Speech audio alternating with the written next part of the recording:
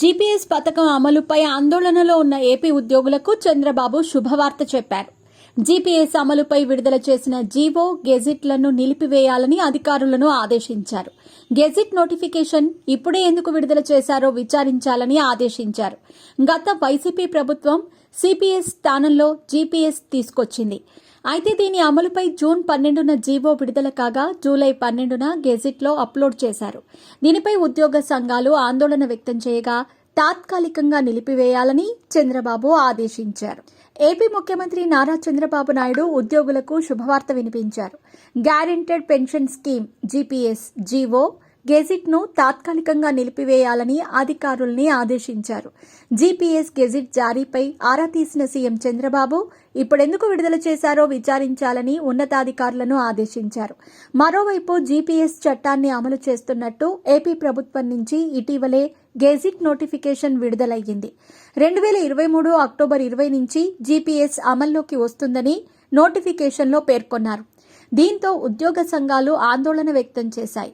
పాత పెన్షన్ విధానాన్ని తీసుకురావాలని డిమాండ్ చేశాయి. ఈ నేపథ్యంలో జీపీఎస్ అమలుపై గెజిట్ నోటిఫికేషన్ తాత్కాలికంగా ఆపివేయాలని చంద్రబాబు ఆర్థిక శాఖ అధికారులను ఆదేశించారు. ఉద్యోగుల కోసం కాంట్రిబ్యూటరీ పెన్షన్ పథకం సిపిఎస్ స్థానంలో జీపీఎస్ పథకాన్ని గత వైసీపీ ప్రభుత్వం తీసుకొచ్చింది. అయితే దీనికి సంబంధించి జీవో నెంబర్ 54ను జూన్ 12వ తేదీన విడుదల చేశారు. సరిగ్గా అదే రోజు సీఎంగా చంద్రబాబు నాయుడు ప్రమాణం చేశారు. అయితే జీవో విడుదలైన తర్వాత జూలై 12వ తేదీన గెజిట్లో అప్లోడ్ చేశారు. దీంతో ప్రభుత్వ నిర్ణయంపై ఉద్యోగులు, ఉపాధ్యాయ సంఘాలు ఆందోళన వ్యక్తం చేశాయి. సిపిఎస్, జీపీఎస్ విధానాలను సమీక్షిస్తామని చెప్పిన టీడీపీ కూటమి ఇలా చేయటమేంటని మండిపడ్డాయి.